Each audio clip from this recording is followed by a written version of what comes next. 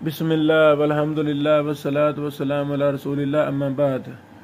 محدثین لفظ مجہول اکثر طور پر کس پر استعمال کرتے ہیں؟ یعنی جب ائمہ محدثین لفظ مجہول کا حکم کسی راوی پر لگاتے ہیں تو وہ راوی کون ہوتا ہے، کس راوی پر لگاتے ہیں؟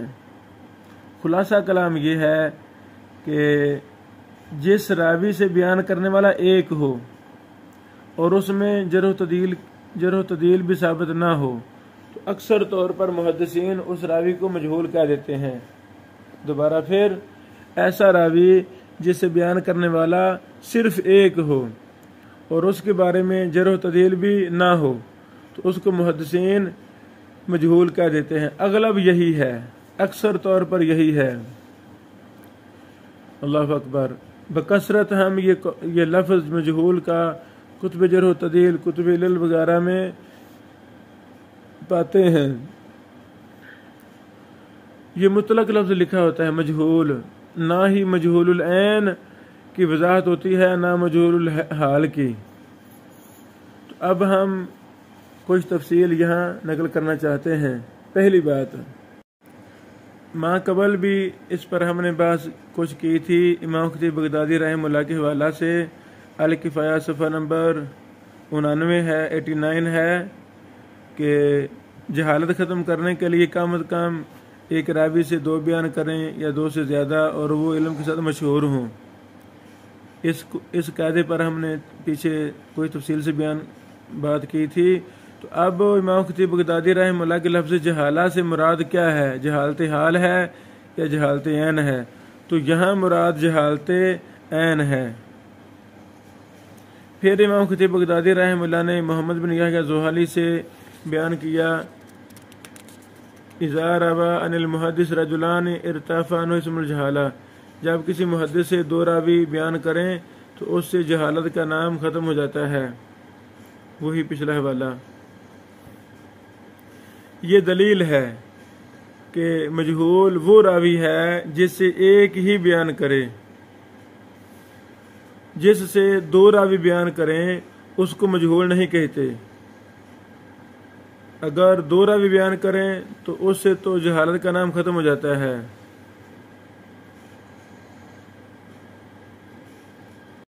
اب یہ کون سی جہالت ختم ہوتی ہے؟ کون سی جہالت ختم ہوتی ہے؟ امام زرکشی رحمہ اللہ فرماتے ہیں، مراد المحدثین ارتفاع جہالت العین للحال، کہ جہالت عین ختم ہوتی ہے نہ کہ جہالت حال۔ یہ البحر المحیط جلد 3 صفحہ نمبر 342 میں آپ زرکشی صاحب کا قول دیکھ سکتے ہیں۔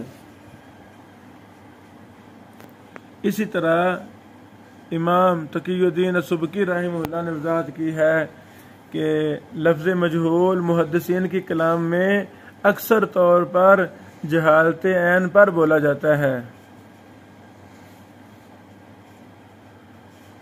پھر انہوں نے ایک مثال دی ہے کہ امام ابو حاتم رازی نے کہا موسیٰ بن ہلال کے بارے میں کہ وہ مجہول ہے، فلا یضرہ، یہ قول ان کو نقصان نہیں دے گا، فإنہ اما یرید جہالت العین وہو غالب اصطلاح ھذا الشأن فی ھذا الاطلاق، ان کی یہاں سے مراد جہالت عین ہے، جہالت عین ہو سکتی ہے، اور اکثر محدثین کی غالب طور پر یہی اصطلاح ہے جب وہ مطلق طور پر بیان کرتے ہیں۔ اس کا حوالہ شفاء السقام صفحہ نمبر 9 ہے۔ اسی طرح علامہ ابو حیان رحمہ اللہ نے کہا، ھذا ابو حاتم صاحب الجرح والتعدیل سألہ ابنہ عن ابان بن حاتم الذي روى عنه هشام بن عبد الملك الكهزمي فقال مجهول وليس بمجهول قد روى عنه محمد بن المصفى۔ یہ ابو حیان رحمہ اللہ اعتراض کر رہے ہیں ابو حاتم کے قول پر ابان کے بارے میں جو انہوں نے مجہول کہا ہے۔ ابو حیان فرماتے ہیں ابو حاتم رحمہ اللہ کے جواب میں کہ یہ مجہول نہیں ہے۔ کیا مطلب؟ حالانکہ ان ابان سے بیان کرنے والے 2 راوی ہیں اور وہ ہشام بن عبد الملک ہیں اور ابن المصفى ہیں۔ جب ان سے ابان سے بیان کرنے والے دو راوی ہیں تو پھر مجہول نہ رہا امام ابو حاتم رازی کے ہاں، چونکہ امام ابو حاتم رازی رحمہ اللہ اس کو مجہول کہتے ہیں جب اس سے بیان کرنے والا ایک راوی ہو۔ اب ان سے تو دو ہیں، اس کی طرف امام ابو حیان رحمہ اللہ اشارہ کر رہے ہیں۔ اس پر امام سخاوی کا قول بھی بہت اہم ہے، وہ فرماتے ہیں الا ان قول ابی حاتم فی رجل انہ مجہول لا یرید به انہ لم یروی عنہ سوا واحد بدلیل انہ قال فی داود بن یزید الثقفی مجہول مع انہ قد روی عنہ جماعہ، یعنی امام سخاوی رحمہ اللہ یہ جو ابو حیان رحمہ اللہ نے بات کی ہے اس کی نفی کر رہے ہیں کہ امام ابو حاتم رازی صرف ایک ہی بیان کرنے والا ہو اس کو مجہول کہہ دیں، ایسی بات نہیں ہے۔ پوری جماعت بیان کر رہی ہوتی ہے راوی سے، پھر بھی اس کو مجہول کہہ دیتے ہیں۔ یہ بات فتح المغیث جلد نمبر 2 صفحہ نمبر 48 میں ہے، امام سخاوی صاحب کا قول رحمہ اللہ کا۔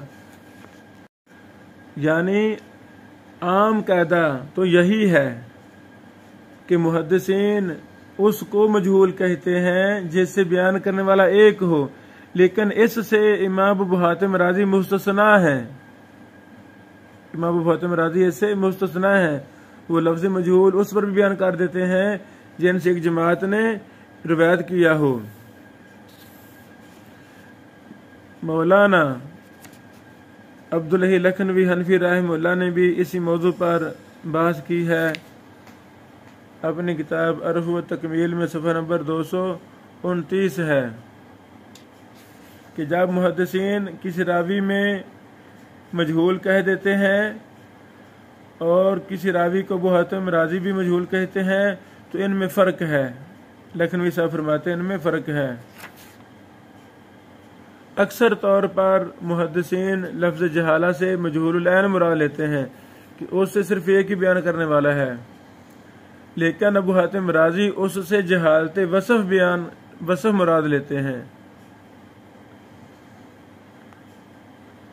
تو جہالت وصف سے مراد جہالت حال ہے۔ اسی طرح دکتور قاسم علی سعد صاحب نے اپنی کتاب منہج الامام ابی عبد الرحمن النسائی فی الجرح والتعدیل میں ذکر کیا ہے کہ ان غالب الذین اطلق علیہم النسائی الامام النسائی عبارت مجہول ہم ممن لم یروی عنہم سوا راو واحد، کہ امام نسائی رحمہ اللہ نے جن راویوں کو مجہول کہا ہے اکثر وہی ہیں جن سے صرف ایک نے بیان کیا ہے۔ منہج الامام امام ابی عبد الرحمن النسائی جلد نمبر 4 صفحہ نمبر 1865 ہے۔ اسی طرح دکتور اکرام اللہ امداد الحق صاحب نے اپنی کتاب الامام علی بن المدینی و منہجہ فی نقد الرجال صفحہ نمبر 592 میں کہا ہے کہ تتبع کے بعد امام ابن مدینی کے منہج پر جو مجھے بات واضح ہوئی ہے وہ یہی ہے کہ لفظ مجہول کی اصطلاح کا استعمال اکثر طور پر وہ مجہول العین ہی مراد لیتے ہیں۔ اللہ اکبر۔ اسی طرح امام ابن قطان الفاسی رحمہ اللہ ہیں، وہ بھی جب لفظ جہالہ بولتے ہیں کسی راوی پر تو وہ اکثر طور پر مجہول سے مراد مجہول الحال مراد لیتے ہیں اپنی کتاب بیان الوہم والایہام میں، اور اسی کو مجہول کہتے ہیں جن سے بیان کرنے والا ایک راوی ہو، اور بہت کم ایسے راویوں کو مجہول کہتے ہیں جن سے بیان کرنے والے دو ہوں یا دو سے زیادہ ہوں۔ حافظ ابن حجر اسقلانی رحمہ اللہ نے تقریب التہذیب میں لفظ مجہول اس پر اطلاق کیا ہے جس سے بیان کرنے والا صرف ایک ہو اور اس کو ثقہ بھی نہ کہا گیا ہو۔ اللہ اکبر۔ اس سے امام ابو حاتم رازی رحمہ اللہ کا قول مستثنا ہے اس اصول سے، کیونکہ وہ ایک جماعت بھی بیان کر رہی ہو کسی راوی سے پھر بھی اس کو مجہول کہہ دیتے ہیں۔ اس کی وضاحت پیچھے گزر چکی ہے۔ امام سخاوی زرکشی رحمہ اللہ نے تو اس پر تفصیل لکھی ہے، فرماتے ہیں اما ابو حاتم فإنه كثيرا ما يذكر راوي الواحد من الرواة ويعرفه برواية جماعة من الثقات عنه ثم يسأل عنه فيقول مجهول۔ لو جی، ایک راوی سے جماعت بیان کر رہی ہوتی ہے تو پھر وہ کہتے تھے مجہول۔ وقد قال فی زیاد بن جاریہ تمیمی روانہ مقہول و یونس بن میسرہ شیخ مجہول۔ اب خود فرما رہے ہیں ابو حاتم رازی رحمہ اللہ جرح و تعدیل کے امام زیاد بن جاریہ تمیمی کے بارے میں کہ ان سے دو نے بیان کیا ہے لیکن کہ مجہول شیخ ہے۔ اللہ اکبر۔ زرکشی صاحب کا حوالہ نکت ہے، نکت الزرکشی علی ابن صلاح جلد 3 صفحہ نمبر 377 ہے۔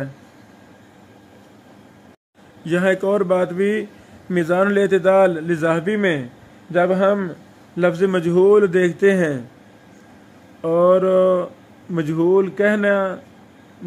کہنے کا قول کی نسبت بھی کسی کی طرف نہیں ہوتی تو وہاں اکثر طور پر ابو حاتم رازی کا قول مراد ہوتا ہے۔ امام مذہبی رحمہ اللہ نے میزان میں امام ابو حاتم رازی نے جن راویوں کو مجہول کہا ہے ویسے نقل کر دیتے ہیں۔ امام ذہبی رحمہ اللہ نے میزان الاعتدال جلد 1 صفحہ نمبر 192 راوی نمبر 759 میں کہا ہے، یہ ترجمہ اسحاق بن سعد بن عبادہ کا ہے، فرماتے ہیں لا اذکر فی کتاب ھذا کل من لا یعرف بل ذکرت منهم خلقا واستوعبت من قال فی ابو حاتم مجہول۔ اللہ اکبر۔ ذہبی صاحب نے اسی کتاب میں میزان میں جلد 1 صفحہ نمبر 6 راوی نمبر 4 ابان بن حاتم الملوکی کے بارے میں کہا فعلم ان کل من اقول فی مجہول ولا اسندہ الی قائلہ فان ذلک هو قول ابی حاتم۔ الحمدللہ، بات واضح ہو گئی کہ جب میں لفظ مجہول بولتا ہوں اس کے قائل کی طرف نسبت بھی نہیں کرتا تو وہاں ابو حاتم رازی ہی میری مراد ہے، یہ ان کا قول ہوتا ہے۔ تو خلاصہ یہی نکلا اس فائدے کا کہ میزان الاعتدال ذہبی میں لفظ مجہول غیر منصوب ہو تو وہاں یہ امام ابو حاتم رازی کا قول ہی مراد ہوتا ہے اکثر طور پر۔ اللہ اکبر۔ یہ بڑی ہی اہم بحث تھی مجہول راوی پر، اللہ تعالیٰ آسانی فرمائے۔